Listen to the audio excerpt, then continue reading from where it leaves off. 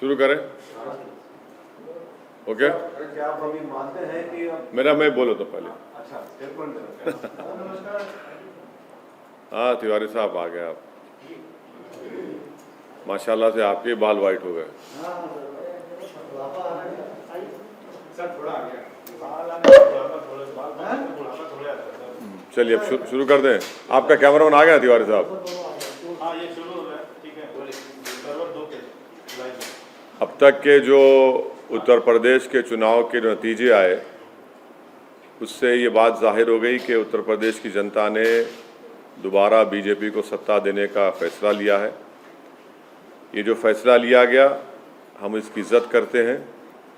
ये आवाम का और जनता का फ़ैसला है और साथ ही साथ मैं अपनी पार्टी के अध्यक्ष जनाब शौकत अली साहब का और पार्टी के उत्तर प्रदेश के तमाम ज़िम्मेदारों का और जो हमारे पार्टी के मेंबर्स जो महाराष्ट्र से और कर्नाटका से हैदराबाद से जाकर वहाँ पर कई महीनों से मेहनत किए, मैं उन सब का शुक्रिया अदा करता हूँ। मैं उत्तर प्रदेश की जनता का भी शुक्रिया अदा करता हूँ कि जिन्होंने हम पर एतमाद किया और हमारे प्रत्याशियों के हक़ में अपने वोट का इस्तेमाल किया। मैं शुक्रिया अदा करूँगा जनाब बाबू सिंह कुशवाहा साहब का जो जन अधिकार पार्टी के अध्यक्ष हैं और भागीदारी परिवर्तन मोर्चा में जितने पार्टियां शामिल थे उन सब का शुक्रिया अदा करूँगा।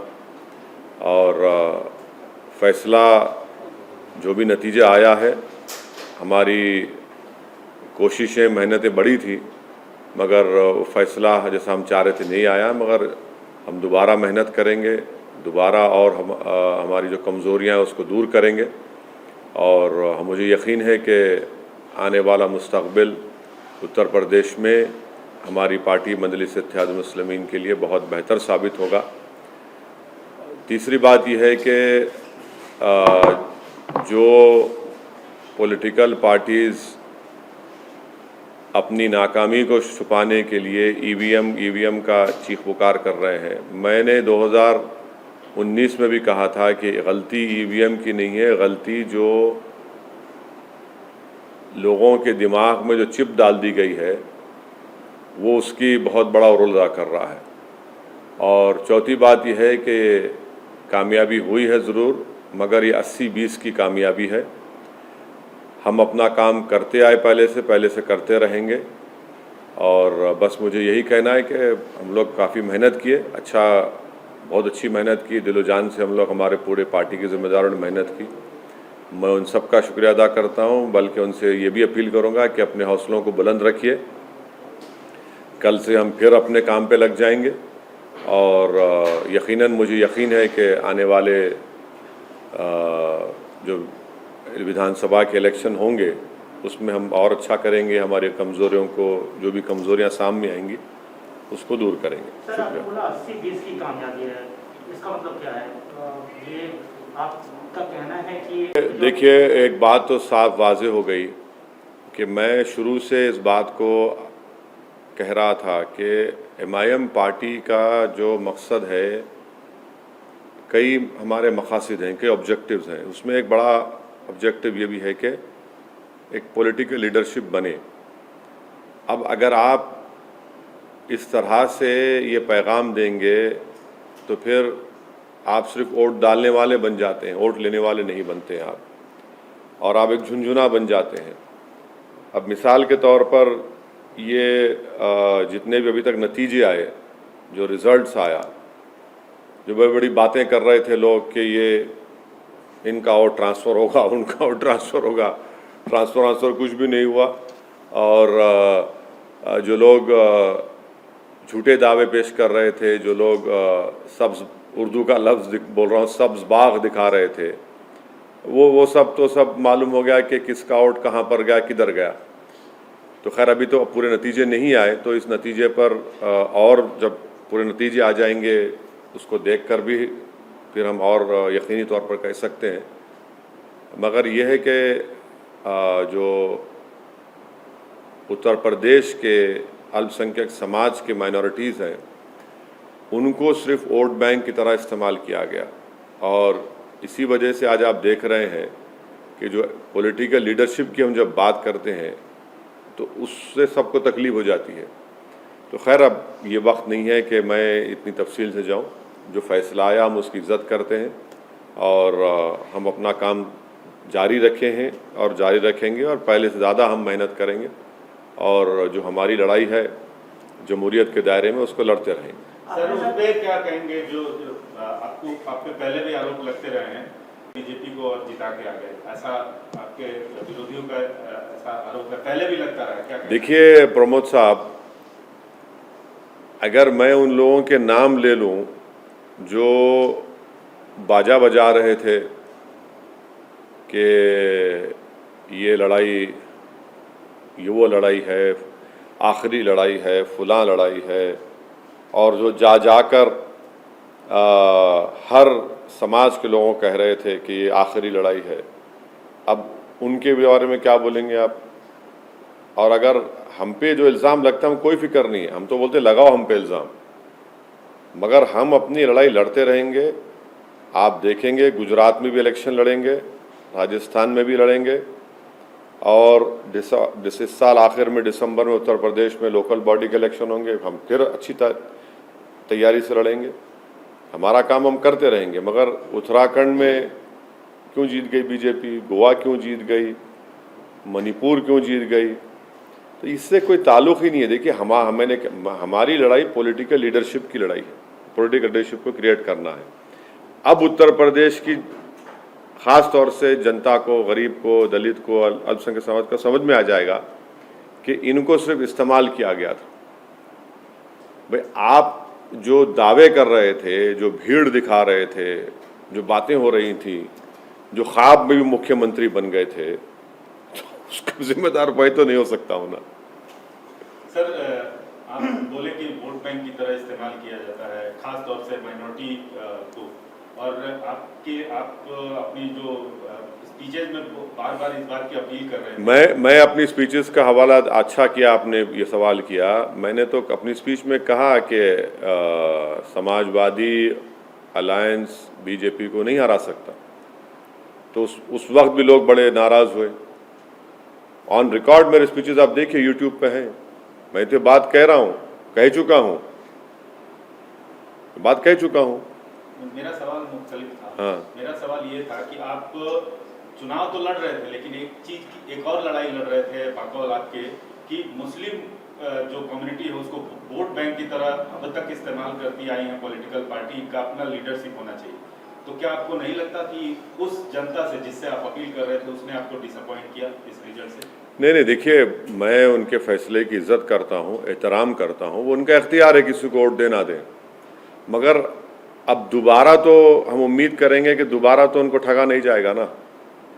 अब दोबारा यही बात उनसे नहीं कही जा सकती, क्योंकि उन्होंने देख लिया, उन्होंने आजमा कर देख लिया कि भाई 4 इलेक्शन आप हार चुके हैं, 14, 17, 19 और 22, ये 4 इलेक्शन आप हार चुके हैं। तो अब हम उम्मीद करते हैं कि वो अपना, उनका ही फैसला है, मगर वो आपकी बार जब आइंदा पार्लियामेंट के इलेक्शन होंगे उत्तर प्रदेश में या म्यूनसिपल इलेक्शन होंगे, वो हमारी इस बात पे गौर करेंगे। हमको मालूम है कि हमारी बहुत सी बातों को लोग उस पर गौर किए, मगर एक जो चलाया गया था प्रोग्राम पूरा, वो प्रोग्राम तो नाकाम साबित हो गया। सर यूपी में पहले कहा जाता था कि जलवायु समीकरण चलता है मुस्लिम यादव, लेकिन इस बार जो है वो भी महिला और योजनाएं। कोई नहीं, सुनिए, नहीं, एक मिनट, और प्रधानमंत्री के चलते ही एमवाई किसके लिए चलता था? एमवाई किसके लिए चलता था बताइए? कौन सी पार्टी के लिए चलता था एमवाई? यहाँ तो खाली एम ही है ना, वाई कहाँ है यहाँ पे? तो खाली एम ही है, वाई तो मानते हैं कि ये जो योजनाएं थी महिलाओं के लेकर के। अब देखिए प्रसाद साहब ऐसा है ना, अंग्रेजी कहावत है, victory has many fathers, defeat has none. अब आप जीतने के बाद आप वो बोलते बोलिए, अब आप जीत गए तो नहीं, मैं यूपी, देखिए यूपी की जनता ने फैसला लिया, हम उसकी इज्जत करते हैं। अब उस पर आप क्या लगाते लगा लीजिए, मगर वो फैसला है, उसकी इज्जत करना पड़ेगा, एहतराम करना पड़ेगा। सर आपने कहा कि अब ये चुनाव तो हो गए, आपने कहा कि गुजरात और राजस्थान में, तो आप क्या एमआईएम वहाँ पे बिल्कुल करेंगे, बिल्कुल करेंगे, हम बिल्कुल करेंगे। बल्कि इससे एक पैगाम तो चला गया ना कि ये लोग जो एक पर्टिकुलर कम्युनिटी को अपना वोट बैंक समझते थे, अब तो वोट तो ले लिए मगर आपके वोट नहीं है, आप तो जीत ही नहीं पा रहे, आपका वोट ही नहीं है। वो जो क्या लफ्ज इस्तेमाल किया था कि रेनबो, हाँ नहीं, जो हिंदी का लफ्ज इस्तेमाल हुआ था उसमें वो तो सब हाथ को आ गया ना, वो तो बिल्कुल ही नाकाम साबित हुए। बहुरंगी गठबंधन, ये कहाँ से बहुरंगी था भाई? उसमें तो खाली एक ही रंग था। रेनबो कोलिशन कहा आपने कि ये कम्युनिटी का वोट, वो कम्युनिटी का वोट, ये ट्रांसफर हो गया, वो हो गया। अब आप बताइए कि लखीमपुर खीरी में बीजेपी पूरी जीत जाती है। इसलिए हम कह रहे हैं कि 80-20 का मामला हो गया, और ये 80-20 हम आपको कह रहे हैं बहुत लंबे सालों तक रहने वाला है भारत की जमहूरियत में। तो आपको लगता है विकास के मुद्दे पे नहीं, अब वो अभी ये प्रेस कॉन्फ्रेंस ये मौका नहीं है ना वक्त है कि मैं इतना उसमें सब्सटेंशिएट करूं, मगर मैं इतना ज़रूर कहूँगा कि 80-20 का ये माहौल बहुत लंबे सालों तक रहने वाला है, ये समझने की ज़रूरत है सबको। क्या इस ऐसा क्यों है कि आप वेस्ट बंगाल गए, वहाँ भी जो मुस्लिम कम्युनिटी का भरोसा नहीं जीत पाए। अभी उत्तर प्रदेश में उन सीटों पर चुनाव लड़े जहाँ जो मुस्लिम का होल और डिसाइडिंग पोजीशन पर रहते। नहीं, ऐसा नहीं, हम तो अलायंस का हिस्सा, सुनिए, ऐसा नहीं, हम तो अलायंस का हिस्सा थे, भागीदारी परिवर्तन मोर्चा का। जितने जन अधिकार पार्टी के भी कैंडिडेट्स थे और दूसरे अलायंस के, हम सबके लिए कैंपेन किए। इलेक्शन में जीत हार होती है, इलेक्शन जीत हार होती है। और मान्यवर कांशीराम ने सही कहा था कि पहला इलेक्शन हारना, दूसरा हराना, तीसरा जीतना। अरे सुनिए, एक ये कांशीराम साहब का एक बहुत बड़ा इंपॉर्टेंट स्टेटमेंट है। हम हारे हैं, जीतेंगे दोबारा, इसमें कौन सी बड़ी बात है, कौन सा आसमान गिरने वाला है? हमारे हौसले, हमारा अज़म कभी कम नहीं होगा ना, इससे होता है। ठीक है, हम जो चाह रहे थे उसके बरक्स नतीजा आया, कोई बात नहीं है, मगर हमारे हौसले, हमारे स्पिरिट आज भी हाई हैं, कल भी हाई रहेंगे, हम लगे रहेंगे। आपने कांशीराम का मतलब आखिर क्या कारण आप पाते हैं कि जो मुस्लिम कम्युनिटी है उसका भरोसा नहीं जीत पा रहे हैं? नहीं, देखिए, अब एक मैसेजिंग जो की गई थी ये सब लोगों की वजह से, अब उसका नतीजा देख रहे हैं ना आप, अब उसका नतीजा देख रहे हैं लोग। तो ये एक टर्निंग पॉइंट होगा मुस्लिम पॉलिटिक्स के लिए। ये यहां पर मालूम हो जाएगा कि भाई जो दावे कर रहे थे उन्हीं के पास कुछ है ही नहीं, वो खुद बिल्कुल खाली पड़े हुए हैं, सिर्फ दावे कर रहे थे। अगर उनके दावे सही साबित होते तो कुछ तो उनके पास बचता, उनके पास कुछ नहीं बचा। तो हिजाब का मामला किसको फायदा किया और किसको नुकसान किया सर? देखिए, हिजाब का मामला मैंने कहा था अपने भाषण में, ये संविधान के फंडामेंटल राइट का इशू है। इलेक्शन हो, चुनाव हो ना हो, जहां पर फंडामेंटल राइट्स का वायलेशन आएगा वहां पर बोलना पड़ेगा। लेकिन वो इशू अगर चुनाव नहीं होते तो आप समझते हो इसी खाऊं बढ़ जाता। आप गलत सोच रहे हैं। आप, ये मेरा फंडामेंटल राइट है, संविधान को प्रोटेक्ट करना मेरी आपकी जिम्मेदारी है, मैं बोलूंगा बराबर।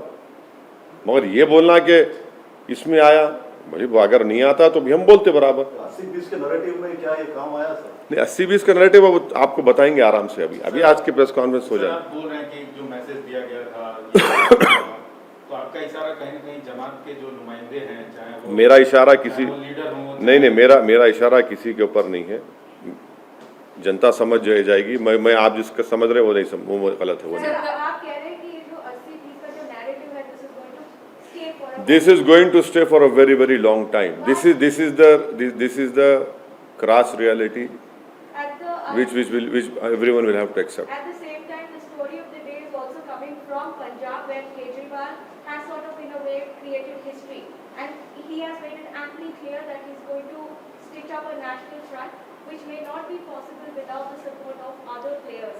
And here we're talking about TRS Chief Minister KC. You know what? One of the MLAs of that party had talked about my chief minister. He has used some offensive words against him, unparliamentary, derogatory words. I don't want to repeat it in a press conference, but that is for them and the other parties to decide. But would you throw it? No, no, madam. My objective is to create a political leadership. That I'll try to do my best, and it will be created. But any concerted effort? We'll see. This is it is too early. It is too early to talk about it. Sir आप sir कई लोगों ने EVM पे सवाल उठाए, आप उस पर क्या कहना चाहेंगे? मैं तो 2019 में आपको प्रेस कॉन्फ्रेंस में बोला था कि ईवीएम गलत है, ईवीएम में कुछ नहीं है, दिमाग में चिप डाल दी गई है 80-20 की, और वो चल रहा है। ईवीएम गलती ईवीएम की नहीं है, बुलडोजर का कितना असर पड़ा सर? कुछ भी नहीं है। गलती जो है ईवीएम की नहीं है, गलती जो दिमागों में डाल दिया गया है उसी के ऊपर मामला चल रहा है पूरा। How do you view the Congress's performance in Uttar Pradesh and other states? Congress खत्म हो गई सर। अभी कांग्रेस, बीएसपी, बहुजन समाज पार्टी, कांशीराम का आप उदाहरण दे रहे थे, लेकिन उनका जो कहना है वो रिवर्स में हो रहा है। नहीं, मैं इस बात को नहीं मानता, और बड़ा हमारे लोकतंत्र के लिए बड़ा अफसोसनाक दिन होगा अगर बीएसपी खत्म हो जाएगी तो। बड़ा अफसोसनाक दिन होगा, और मुझे यकीन है कि बीएसपी ख़त्म नहीं होगी। हमारे लोकतंत्र के लिए, जमहूरियत के लिए वो पार्टी का रहना बहुत ज़रूरी है। इस वक्तव्य को, कांग्रेस इस सर, स्टेटमेंट को, कांग्रेस के बारे में नहीं, मैं कांग्रेस के प्रियंका गांधी, अब मैं उनके बारे में मैं क्यों बोलूं भाई? खामखा उनको क्यों इज्जत बख्शूं मैं अपनी ज़बान से उनका नाम लेकर उनके बारे में बोल के? सर आप बीएसपी के बारे में Have they become a liability? It is for that party to decide. How can I comment on it? I cannot comment on one political party's internal strife or differences. It is not my job to comment on it. It is for that party to decide what they need to do for themselves. Sir BSP के बारे में जो आप अभी आप नहीं, देखिए इसको, देखिए, सवाल पूछ लेंगे। नहीं सुनिए, मैं समझ गया आप कहाँ से आ रहे हैं। मैं आपको बता रहा हूँ कि भारत की लोकतंत्र के लिए बीएसपी का एक बहुत बड़ा रोल रहा है, और हम उम्मीद करते हैं कि वो पार्टी रहेगी, मजबूत रहेगी। हाँ, यकीनन आज का नतीजा देखकर तो आप कमज़ोरी दिखकर आती है हमारी भी, सबकी, मगर बसपा की ज़रूरत है, और हम उम्मीद करते हैं कि जो जिम्मेदार हैं लोग देखेंगे और करेंगे उसको। आपको जरूरत है शायद भविष्य में, इसलिए नहीं, देखिए आप हर चीज़ को हमारी ज़रूरत मत समझिए।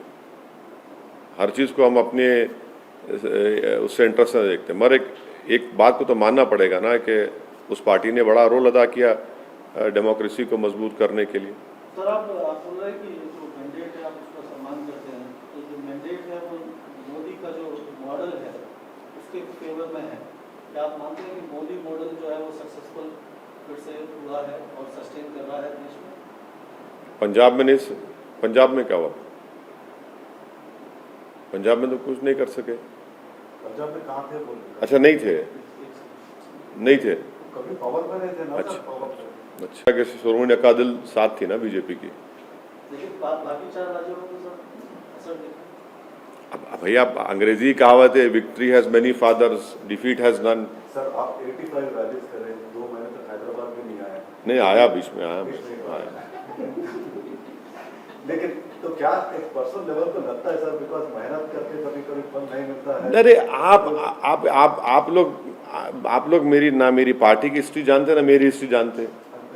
मैं एक सिंगल एमएलए था मेरी पार्टी का, फिर हम लोग बड़े, एक ही एमएलए था मैं, हम लोग एमपी का इलेक्शन, 2 एमपी इलेक्शन थे 96-98 का। तो क्या कमियां रह गई? क्या अरे रही होगी भाई, कुछ ना कुछ होगा, हम उस पर देखेंगे, मगर मेहनत के एतबार से हमारा उत्तर प्रदेश का यूनिट, शौकत अली और जितने हमारे जिम्मेदार हैं बहुत मेहनत की, तो यकीनन कहीं ना कहीं कमज़ोरी होंगी, देखेंगे उसको, मगर इससे हमको कोई मायूसी नहीं है। So do you still feel that Muslims in other parts of the country see you as an outsider? See, that is not, they don't see me as an outsider. They see me as a person who is fighting to create a political leadership and to ensure that everyone gets their hissedari or their share in Indian democracy. These are part and parcel of our life. You know, ups and downs are part and parcel of our life. And to me, for me, tomorrow is the next day, is the next challenge. I'll take it up. I'll go What are ahead. your big takeaways? Big takeaway is that the amount of love and affection I have received once again from the people of Uttar Pradesh. I'm thankful to them, irrespective of caste and religion. Wherever I have went, the affection and love which has been shown to me, showered on me, that I will treasure it for the rest of my life. Casting of vote is a personal decision. That we have to respect them. Delhi municipal corporation के चुनाव MCD के हाँ, लड़ेंगे, बिल्कुल लड़ेंगे, पूरी तैयारी कर रहे हैं हमारे कलीम हफीज साहब, लड़ेंगे, चुनाव लड़ेंगे। सर, आप पूरे देश में बीजेपी के खिलाफ लड़ रहे थे। आम आदमी पार्टी ने जो परफॉर्मेंस किया है, केजरीवाल को आप बधाई देना चाहेंगे? नहीं, पंजाब की जनता ने फैसला लिया है, वो भी एक वर्डिक्ट है, उसका सबको एहतराम करना चाहिए। हम उम्मीद करते हैं कि पंजाब और मजबूत हो। हम उम्मीद करते हैं कि पंजाब एक हमारा बॉर्डरिंग स्टेट है, वो एक आम प्रदेश की तरह नहीं है, उसके अलग चैलेंजेस हैं। और जब जनता ने फैसला दिया है तो उसको एक्सेप्ट करना पड़ेगा। आप बधाई देंगे केजरीवाल? नहीं, मैं तो पंजाब की जनता ने जो फैसला लिया उसका एहतराम करता हूँ, उसका एहतराम करना चाहिए, क्योंकि उन्होंने वो डिसाइड किया कि एक मैसिव मैंडेट उन्होंने किसी के पार्टी के हक में दिया, तो हम उसका एहतराम करते हैं। सर, इससे थोड़ा सा ये इस इलेक्शन के जो रिजल्ट्स आए हैं, इसका जो संभावित फेडरल फ्रंट और something minus BJP minus Congress type का, अरे मेरे से क्यों पूछ रहे? नहीं, ऐसे अरे देखिए, पॉलिटिशियन है, मुझसे मत कुछ मुझसे मत पूछिए, मुझे नहीं मालूम। मैं तो मोस्ट अनटचेबल आदमी हूँ ना पॉलिटिकली, तो मुझसे क्यों पूछ रहे आप? मैं क्या बताऊंगा उस बारे में? और कुछ? सर, एक सवाल है। जरूर। राष्ट्रपति चुनाव को लेकर अभी से माहौल बन रहा है, अपने सीएम साहब भी उसके लिए एक तरह से मेहनत कर रहे हैं। अगर कोई बीजेपी के खिलाफ सारी पार्टियां मिलकर अगर, मुझे आपसे मालूम हो रहा है कि हमारे मुख्यमंत्री इस तरह का प्रयास कर रहे हैं, मुझे नहीं मालूम। मैं जिस दिन हमारे मुख्यमंत्री से मिल लूँगा, मुझे टाइम देंगे मिलने का, तो मैं उनसे पूछ लूँगा। मगर जब वो टाइम जब देंगे, मेरी जब मुलाकात होगी मोहतरम वज़ीर आला तेलंगाना से, तो मैं उन मोहतरम से पूछ लूँगा। अभी तो मेरी बहुत अरसे दराज से मेरी उनसे मुलाकात ही नहीं हो पाई, वो बहुत मसरूफ़ हैं। तो जब उनकी गुनागो मसरूफियत में वो थोड़ा वक्त दे देंगे, तो यकीनन आपका सवाल उनसे पूछ लूँगा, और जवाब जब आएगा तो आपको बता देंगे। मुस्तकबिल में संभव है कि अकेले से आप हाथ मिलाएं? ठीक है, देखिए, मुस्तकबिल में क्या होगा मुझे नहीं मालूम, मगर हम ये कह रहे हैं कि अब आज के इस फैसले के बाद तो हमारी जितनी बातें हम कह रहे थे वो सब सच साबित हो गई, वो सच साबित हो गई। अब ये देखना है कि वो अपनी विधानसभा की सीट पर रहते हैं या फिर वो आजमगढ़ की अपनी पार्लियामेंट सीट छोड़ते हैं। हम तो पार्लियामेंट का इलेक्शन भी लड़ेंगे उत्तर प्रदेश में। सर, आपने एक बात कही कि सिर्फ एम रह गया, वाई नहीं, वाई कहाँ चला गया? तो नहीं, प्रसाद साहब ने MY की बात की थी, सिर्फ एम, तो हम तो बोले, हम ये कह रहे हैं खाली M ही रह गया है, वाई नहीं मिला। वाई तो मैदान जंग से गायब हो गया।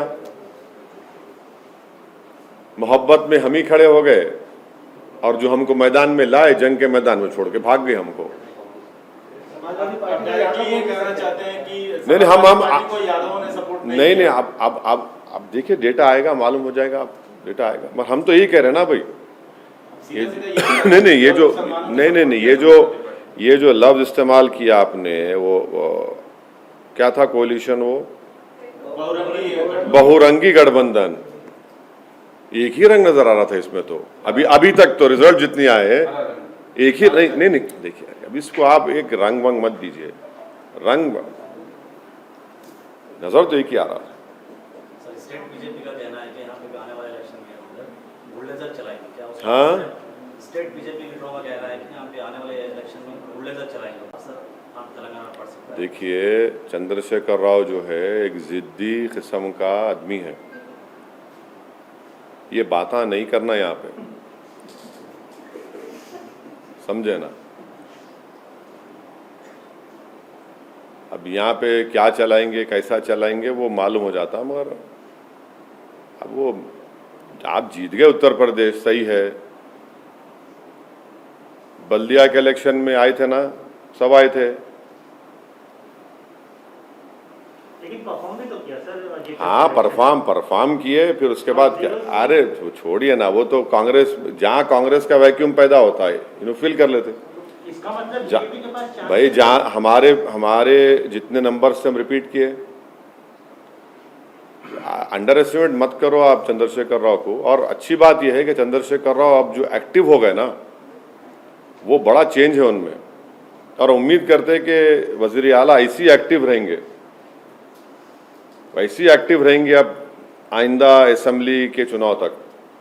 इससे पहले इलेक्शन हुआ। नहीं, वो कब कराते वो नहीं मालूम मेरे को, वो मेरे को नहीं मालूम। आपको मालूम है तो बताइए, हम भी तैयारी शुरू कर रहे थे जल्दी।